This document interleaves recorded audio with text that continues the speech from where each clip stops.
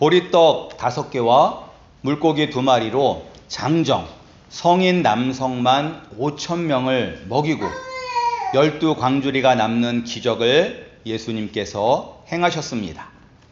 이것을 본 사람들은 억지로 예수님을 왕으로 삼고자 해서 예수님은 혼자 산으로 떠나셨습니다.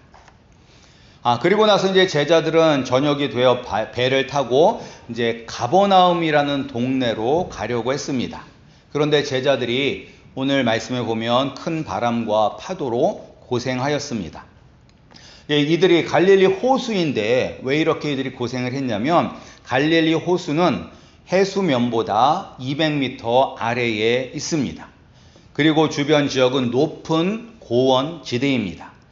그래서 저녁에는 서쪽에서 불어오는 바람이 이제 높은 갈릴리 지역에서 낮은 갈릴리 호수로 급격하게 내려가기 때문에 강한 바람과 높은 파도가 치게 됩니다. 그런데 이런 바다를 예수님께서는 걸어서 제자들에게 오셨습니다. 이미 읽으셨을 텐데 마태복음 14장에도 똑같은 일을 기록하고 있습니다. 그런데 이제 거기에는 더 추가가 된 게 있죠. 베드로가 예수님이 물 위를 걷는 것을 보고 나도 걷게 해달라고 해서 예수님을 향해서 가다가 바람을 보고 두려워서 물에 빠지는 장면이 있는데 이게 동일한 그런 사건입니다. 예수님이 사라지자 사람들은 예수님을 찾아다녔습니다. 배를 타고 다른 지역에서 와서 예수님을 찾기도 하고 이리저리 예수님을 찾아다녔습니다. 그리고 마침내 가버나움에서 예수님을 만나게 됩니다. 그러자 이 사람들이 예수님께 묻습니다. 라삐요, 언제 여기 오셨나이까? 그러자 예수님은 이들이 표적을 본 까닭이 아니라 떡을 먹고 배부른 까닭이라고 말씀하셨습니다. 그리고 여전히 사람들은 예수님을 통해서 먹고 사는 문제를 해결하고자 했습니다. 사람이 일하는 것, 그리고 사람이 공부하는 것은 결국 아주 심플하게 얘기하면 먹고 살기 위해서 하는 것입니다. 세상 사람들이 가장 훌륭하다고 생각하는 대통령은 누구일까요?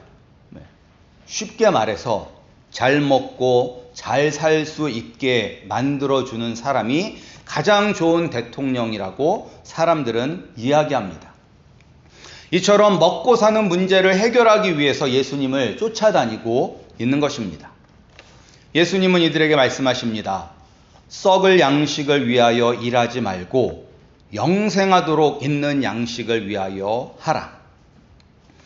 우리가 이 땅에서 먹는 음식은 많이 먹는다고 오랫동안 배부르지 않습니다. 오늘 하루 한 끼 많이 먹었다고 해서 일주일 동안 배가 부르는 것은 아닙니다. 그리고 오랫동안 보관할 수도 없습니다.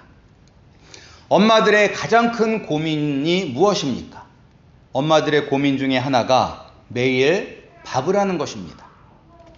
남자가 은퇴를 한 후에 가장 집에서 눈칫밥을 먹는 남자를 삼식이라고 한다고 합니다. 집에서 아침, 점심, 저녁을 다 해결하는 남자죠. 간이 배 밖으로 나온 남자라고 합니다. 이런 말이 왜 있냐면 매 끼니를 해결하는 것이 쉬운 일은 아닙니다. 한 번 잘 먹는다고 일주일 동안 안 먹는 것도 아니고 아무리 배부르게 먹어도 또 먹어야 합니다. 그리고 아무리 냉장고, 냉동실이 좋아도 오랫동안 음식을 보관할 수도 없습니다. 언젠가는 썩게 됩니다. 그런데 썩을 양식은 단지 음식만을 이야기하는 것이 아닙니다. 우리의 인생 자체가 영원하지 않습니다. 오늘 읽은 본문부터 이제 요한복음 6장 59절까지 보면 영원한 생명, 영생, 그리고 영원히 산다라는 말이 6번이나 반복되고 있습니다. 영원한 인생, 영원히 산다. 이것은 썩을 양식, 유한한 우리의 인생과 대비가 되는 것입니다. 우리의 인생도 결국은 쇠퇴하게 되는 것입니다. 감사한 것은 사람의 외모는 감사한 것은 나이가 들수록 하향평준화가 됩니다. 20, 30대에는 외모 차이가 많이 날 수 있습니다. 젊고 잘생긴 남자, 젊고 아름다운 여자를 보면 와 하면서 다시 한번 쳐다보게 됩니다. 나도 저런 사람과 사귀었으면 좋겠다라는 상상을 하기도 합니다. 그리고 요새는 40, 50대에도 관리를 하는 사람과 관리를 하지 않는 사람 사이에 차이가 있습니다. 그러나 아무리 현대의학의 힘을 빌려도 세월이 점점 흘러갈수록 얼굴은 다 비슷비슷해집니다. 이쁜 사람이나 안 이쁜 사람이나 나이를 많이 먹게 되면 50보 100보입니다. 늘씬한 몸매도 세월이 흘러감에 따라 다 아줌마 할머니 몸매가 됩니다. 이번 휴가 때 제가 예전에 섬겼던 교회가 있는 마이애미에 갔습니다. 그리고 한 권사님을 만나 뵀습니다. 그분의 나이는 정확히는 모르지만 이야기를 안 해주셔서 정확히는 모르지만 한 90 정도 되셨어요. 그런데 이제 이분이 몇 개월 전까지만 해도 권사님 이제 천국 갈 준비하셔야죠 라고 얘기하면 화를 냈어요. 아니 나보고 죽으라는 거예요? 라고 하면서 화를 냈어요. 그런데 달라지셨더라고요. 이제는 오래 살고 싶지 않다라고 하셨어요. 그저 자다가 평안하게 인생을 마무리하고 싶다라고 하셨습니다. 그런데 왜 이렇게 몇 달 사이에 그분의 생각이 변했을까요? 그것은 인생이 영원하지 않고 유한한 썩을 쇠퇴하는 인생이라는 것을 아셨기 때문입니다. 물론 이분이 건강하다면 팔팔하시다면 그런 생각을 하지 않으셨을 것입니다. 그런데 이제 걷는 것도 힘이 듭니다. 자신의 몸을 지탱해주는 기구가 없으면 걸을 수 없고 그 기구를 의지해도 100m를 가는 것도 힘들기 때문입니다. 그리고 힘도 점점 약해지는 것뿐만 아니라 외롭대요. 외롭대. 시니어들이 사는 콘도에 사시는데 하루 종일 찾아오는 사람이 없다라고 합니다. 그리고 몸이 받쳐주지 않으니 어딜 갈 수도 없습니다. 그래서 저희 식구가 방문을 하니 마치 예수님을 뵌 것처럼 반가워 하셨습니다. 그런데 그 모습을 보면서 문득 저 모습이 언젠가 나의 모습이 되겠구나라는 생각을 하게 되었습니다. 아무리 자녀가 많다 할지라도 친구가 많다 할지라도 세월이 흘러 나이가 많아지게 되면 이 세상에 올 때 우리가 혼자 온 것처럼 갈 때에도 혼자 갈 수밖에 없습니다. 세월이 흐르면 점점 쇠퇴해져 가는 것이 인생인 것입니다. 그래서 중국의 진시황이 이런 인생이 되지 않기 위해서 불로초를 찾아다닌 것이 아닙니까? 예수님은 우리가 이런 썩을 양식을 위하여 일하지 말고 영원한 생명을 주는, 그리고 이 영원한 생명은 단지 오래 사는 것이 아닙니다. 우리가 오래 살아도 아프면서 골골대면서 오래 살면 그게 무슨 의미가 있습니까? 근데 여기서 예수님 말씀하시는 영원한 생명은 우리가 가장 아름답고 건강한 모습으로 사는 것을 의미합니다. 그래서 이런 영원한 생명을 누가 주시느냐? 인자이신 예수님께서 주신다고 말씀하셨습니다. 내가 바로 그 영원한 생명을 주는 생명의 떡이라고 2번에 걸쳐 분명하게 밝히셨습니다. 35절에 밝히셨어요. 우리 35절 말씀 함께 읽겠습니다. 35절 말씀을 보면, 오늘 읽은 본문 35절 말씀을 보면 이렇게 나와 있죠. 함께 읽겠습니다. 예수께서 이르시되 나는 생명의 떡이니 내게 오는 자는 결코 줄이지 아니할 터이요 나를 믿는 자는 영원히 목마르지 아니하리라.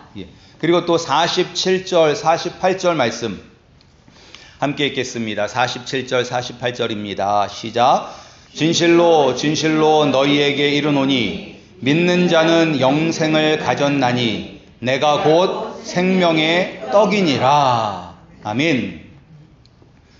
우리가 썩을 양식 때문에 걱정하고 근심하는 인생이 아니라 영원히 부패하지도 않고 배고프지도 않는 가장 이상적인 상태로 사는 생명의 떡을 예수님께서 주십니다. 우리는 이것을 믿기만 하면 되는 것입니다. 그러니까 오늘 본문을 잘 보면 예수님께서 이것을 계속 말씀하세요. 너희는 나를 믿기만 하면 된다. 내가 이 양식을 준다. 하나님이 보내신 나를 믿는 것이 곧 하나님의 일이다. 내게 오는 자, 나를 믿는 자는 결코 줄이지도 않고 영원히 목마르지도 않는다. 내 아버지의 뜻은 하나님의 아들인 나를 보고 믿는 자마다 영생을 얻는 것이다. 이처럼 영원한 생명을 얻는 방법을 가르쳐 주셨는데도 왜 사람들은 예수님을 믿지 못하는 것일까요? 예수님을 믿지 못하는 이유는 먼저 내가 무엇인가를 해서 얻을 수 있다라고 생각하기 때문입니다. 내 능력으로 내가 노력을 해서 성취할 수 있다. 내가 목표에 도달할 수 있다라고 생각하기 때문입니다. 예수님께서 영생하도록 있는 양식을 내가 너희에게 주겠다라고 말씀하셔요. 내가 너희에게 주겠다. 그런데 사람들은 예수님께 묻습니다. 하나님께서 우리가 하기를 원하는 일이 무엇입니까? 무슨 일을 하면 됩니까? 예수님은 내가 주겠다라고 했는데 사람들은 내가 무슨 일을 해야 합니까? 예수님을 믿는 것을 힘들게 하는 것은 우리가 무엇인가를 해야만 무엇을 얻을 수 있다라는 생각입니다.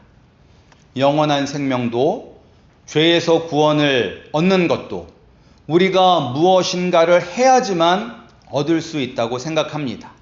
그리고 우리가 그렇게 할 수 있는 능력이 있다라고 믿습니다. 내가 착하게 살면 구원을 얻을 수 있다. 내가 하나님의 말씀을 완벽하게 지키면 영생을 얻을 수 있다라고 생각을 합니다. 그런데 그 누구도 하나님의 말씀을 완벽하게 지킬 수 없습니다. 왜냐? 하나님은 우리의 마음의 중심까지도 보시기 때문입니다. 죄인인 우리는 마음으로 하나님의 말씀을 지킬 수 없습니다. 마음속에는 미워하는 마음, 증오하는 마음이 있어도 겉으로는 원수도 사랑하는 것처럼 행동할 수 있습니다. 그러나 하나님은 우리의 겉모습만 보시는 것이 아니라 우리의 마음을 보시기 때문에 그 누구도 하나님의 말씀을 지킬 수 없습니다. 따라서 우리는 예수님께로 가야 합니다. 예수님은 우리와 모든 면에서 똑같은 인간이시면서도 하나님의 모든 말씀을 다 지키셨습니다. 따라서 우리가 예수님을 믿으면 예수님의 의로움의 옷을 우리가 입음으로 우리의 모습은 추접하고 더럽고 냄새나지만 예수님의 의로움의 옷을 입었기 때문에 하나님께서 우리를 의인으로 여겨주시고 영원한 생명을 선물로 주시는 것입니다. 내가 영생을 얻기 위해서 내가 나 자신을 구원할 수 있다라고 생각하지 마시기 바랍니다. 그저 예수님께로 나아오시기 바랍니다. 예수님을 믿으시기 바랍니다. 내게 오는 자는 결코 줄이지 아니할 터이요 나를 믿는 자는 영원히 목마르지 않는다란 예수님의 말씀을 믿으시기 바랍니다. 또 우리가 예수님을 믿지 못하는 것은 우리가 눈에 보이는 것만 믿고 내가 이해할 수 있는 것만 받아들이기 때문에 예수님을 믿지 못하는 것입니다. 예수님이 내가 영원한 양식, 영생하는 양식을 주겠다라고 이야기했을 때 사람들은 믿지 않았습니다. 그렇다면 영원한 영생하는 양식을 줄 수 있다는 능력을, 기적을 보여달라고 요구하고 있습니다. 그런데 지금까지 예수님께서 행하셨던 기적들은 무엇입니까? 왜 예수님께서 오병이어의 기적을 행하신 것입니까? 우리가 보고 있는 요한복음 6장 2절을 보면 예수님께서 병자들을 고치시는 그런 기적을 보았기 때문에 사람들이 몰려온 거예요. 그러니까 병자를 고치는 기적도 보았죠. 물고기 5개, 떡 5개와 작은 물고기 2마리로 성인 남성만 5,000명을 먹이시고 12광주리가 남은 것도 그들이 보았습니다. 그럼에도 불구하고 당신이 생명의 떡을 줄 수 있다면 우리의 조상 모세가 광야에서 만나를 준 것 같이 우리에게도 기적을 보여달라고 요구합니다. 그리고 예수님이 내가 생명의 떡으로 나를 믿으면 영생을 얻는데 너희는 나를 믿지 않는다라고 하자 유대인들이 뭐라고 얘기하냐면 내가 예수, 요셉과 마리아의 아들인 것을 아는데 그리고 그의 동생들도 내가 아는데 제 예수가 어렸을 때 동네에서 코찔찔 흘리면서 다니는 것 내가 다 보았는데 어떻게 저 예수가 하늘에서 온 생명의 떡이 될 수 있느냐라고 반응을 합니다. 예수라는 이름은 그 당시에 매우 흔한 이름입니다. 지금도 많은 남미 사람들이 예수란 이름을 사용하고 있습니다. 남미 사람들이 쓰는 이름 중에 헤수스, 헤수스가 바로 예수란 뜻입니다. 따라서 자신들이 예수님을 잘 안다라고 생각했기 때문에 믿지 못하는 것입니다. 그런데 그 생각의 중심에는 무엇이 있냐면 예수님이 생명의 떡인지 아닌지는 내가 판단하겠다라는 마음이 있는 거예요. 내가 판단하겠다. 믿음은 전적으로 의지하는 것입니다. 믿음은 내가 판단하는 것이 아니라 내 생각과 의지까지도 다 예수님께 맡기는 것입니다. 그런데 우리는 예수님을 의지하는 것이 아니라 예수님을 전적으로 믿는 것이 아니라 내가 판단하려고 합니다. 내가 생각해보고 이것이 말이 되면 그리고 내가 생각해보고 이것이 나에게 유익이 되면 믿겠습니다 라고 내 인생의 주도권을 예수님께 넘기는 것이 아니라 내가 내 인생을 이끌어가려고 합니다. 하나님이신 예수님이 내 인생을 이끌어가는 것이 좋을까요? 아니면 죄 때문에 불완전하고 무엇이 우리에게 정말 좋은지도 모르는 우리가 우리의 인생을 이끌어가는 것이 좋을까요? 예수님을 신뢰하시기 바랍니다. 그분은 하나님의 아들이십니다. 그분이 우리에게 영원한 생명을 주시는 생명의 떡입니다. 그런데 왜 예수님을 믿지 못하느냐? 우리는 우리 자신의 생각의 한계를 넘지 못하기 때문입니다. 예수님이 자신이 생명의 떡임을 말씀하시면서 자신의 살과 피를 먹고 마시는 것이 생명의 떡을 먹는 것이다 라고 말씀하시자 사람들 사이에 이제 막 논란이 일어나는 거예요. 아니, 어떻게 자기의 살을 우리에게 준다는 것이야? 이게 말이 돼? 하고 사람들끼리 막 이제 논쟁이 벌어진 거예요. 이제 초기 기독교가 로마의 핍박을 받게 되는데 그 이유가 여러 가지가 있습니다. 그런데 그 여러 가지 이유 중에 하나가 오늘 유대인들의 반응과 연관이 있습니다. 초기 기독교가 이 로마 시민들에게 큰 오해를 샀는데 그 오해는 무엇이냐면 야야, 알아? 예수라는 사람을 믿는 사람들은 밤에 함께 모여서 사람의 살을 먹고 사람의 피를 마신대 라는 그런 이제 소문이 든 거예요. 그러니까 예수님의 내 살을 먹고 내 피를 마셔라. 이거는 우리가 상징적인 의미로 우리가 예수님의 고난과 죽음에 동참하라는 것이잖아요. 그래서 떡을 떼고 포도주를 나누면서 그것에 동참하는 것인데 사람들은 그것을 문자 그대로 받아들여서 예수 믿는 사람들은 사람을 먹는데 사람의 피를 마신대 이렇게 생각을 하는 거예요. 오늘 유대인들도 마찬가지예요. 그들도 예수님이 내 살을 먹고 내 피를 마셔야 된다라는 영적인 의미를 문자 그대로 받아들인 것입니다. 예수님은 예수님 자신이 우리의 구원자이시며 우리가 예수님과 하나 되어야 한다는 것을 더 쉽게 설명하기 위해서 먹고 마시는 것으로 예를 들었는데 사람들은 이해하지 못했습니다. 우리가 이제 다음 주에 또 보겠지만 예수님을 따르던 많은 제자들이 예수님을 떠나갑니다. 왜 떠나가느냐? 예수님의 말씀이 너무 어려워서, 그리고 예수님의 말씀을 이해하지 못하기 때문에 떠나간 거예요. 그런데 어찌 보면 이것은 당연한 것입니다. 어떻게 이 땅에 사는 사람들이 하늘나라의 일을 이해할 수 있겠습니까? 예를 들어서 평생 아마존 오지에서 벗어나지 못한 사람에게 우리가 가서 뉴욕이라는 곳에 가면, 아니면 서울이라는 곳에 가면 빌딩들이 어마어마하게 높고 30층 60층짜리 빌딩이 높고 밤에도 대낮처럼 환해, 아무 때나 먹을 수 있어 라고 이야기를 한다고 해서 아마존 오지에서 평생을 살았던 사람이 이해할 수 있을까요? 마찬가지로 하늘의 일을 아무리 이야기해도 땅에 있는 사람은 알 수 없습니다. 그래서 예수님이 직접 이 땅에 오신 것입니다. 그리고 사람들은 자신의 한계를 넘지 못했습니다. 그럼에도 불구하고 우리도 마찬가지입니다.